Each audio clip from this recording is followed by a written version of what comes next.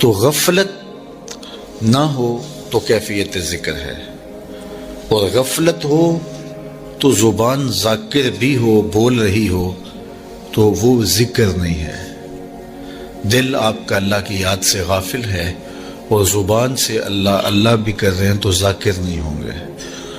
جس طرح کہ فرمایا گیا کہ کھیلتے ہوئے دل کی دعا اللہ قبول نہیں کرتا۔ کھیلتا ہوا دل کیا ہے؟ کہ آپ کی زبان دعا مانگ رہی ہو اور دل کہیں اور گیا ہو، دل میں کوئی اور خیال چل رہے ہوں، دل کی تمنائیں اور دل کی تڑپ کچھ اور ہو، اور آپ روٹین سے جھوم بھی رہے ہیں، اللہ اللہ بھی کر رہے ہیں اور دعا بھی مانگ رہے ہیں، دعا چل رہی ہے، آپ بولتے جا رہے ہیں، لیکن دل آپ کا کہیں اور کھیل رہا ہے، سوچیں کہیں اور ہے۔ تو اس کو کہتے ہیں قلب لاہن، کھیلنے والا دل۔ تو کھیلنے والے دل کی دعا اللہ قبول نہیں کرتا، وہ اس شخص کی دعا قبول کرتا ہے جس کی زبان بھی بولتی ہے تو ساتھ دل بھی بولتا ہے، دل بھی ان لفظوں کے پیچھے کھڑا ہے، اور پاکیزہ فکری اور قلب سے غفلت کا اٹھ جانا، یہ وہ حقیقت کا نور ہے جو اللہ اہل ایمان کو دیتا ہے۔ آپ کو کیسے پتہ چلے گا کہ میرے دل میں نور پیدا ہو رہا ہے؟ تو اس کا طریقہ یہ ہے کہ آپ کے دل میں نیکی کے لیے رغبت پیدا ہونا شروع ہو جائے گی، اور گناہ سے نفرت پیدا ہونا شروع ہو جائے گی۔ ہم گناہ سے رکتے تو ہیں، لیکن ایک کھچاؤ ضرور ہوتا ہے گناہ کی طرف۔ برائی میں جو دنیاوی کشش ہے اس کی وجہ سے بندہ اللہ سے ڈر کے رک تو جاتا ہے، لیکن پھر بھی اندر ایک طلب اس کی باقی رہتی ہے۔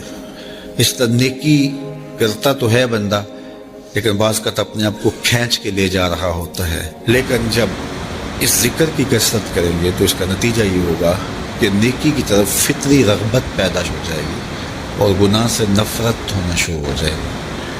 پھر آپ کے سامنے جب گناہ آئے گا تو اس کو آپ ویسے ترک کر دیں گے سہولت کے ساتھ، مشکل نہیں لگے گا۔ اس لیے ذکر کی برکتیں اس سے نصیب ہوں گی، اور یہ دل نور پاتا ہے ان اذکار سے۔ تو اس لیے ہمارے جو مشائخ ہیں وہ ذکر کی تعلیم اور ترغیب اسی لیے ہمیں دے۔ یا ایھا الذین آمنوا اذکروا اللہ ذکرا کثیرا، اے ایمان والو کثرت کے ساتھ اللہ کا ذکر کرو۔ ذکر یاد کرنے کو کہتے ہیں، اور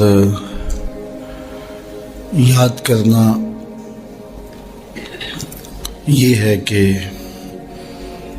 اللہ جل شانہ سے غافل نہ ہوا جائے۔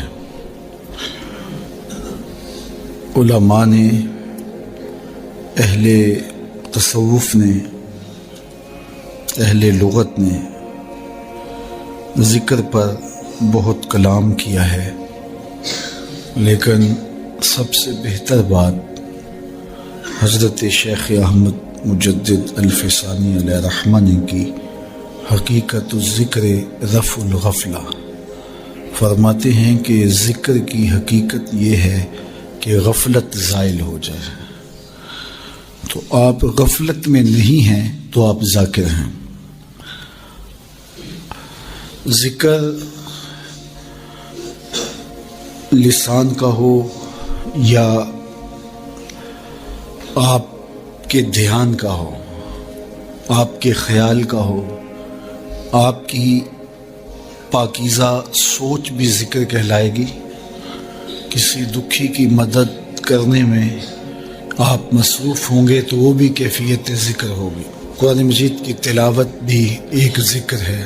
تو آپ جب غفلت میں نہیں ہوں گے تو پھر آپ گفتگو کر رہے ہیں تو تب بھی ذاکر ہیں، خاموش ہیں تو تب بھی ذاکر ہیں، خیال اور وہم کی سوچیں پاکیزہ فکر کی طواف میں ہیں تو پھر بھی ذکر ہے۔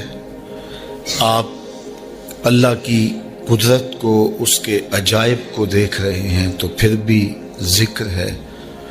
آپ کی سوچیں، آپ کے وہم، آپ کے خیالات سب کچھ ذکر کے زمرے میں آئیں گے جب رفع غفلت ہو جائے گی.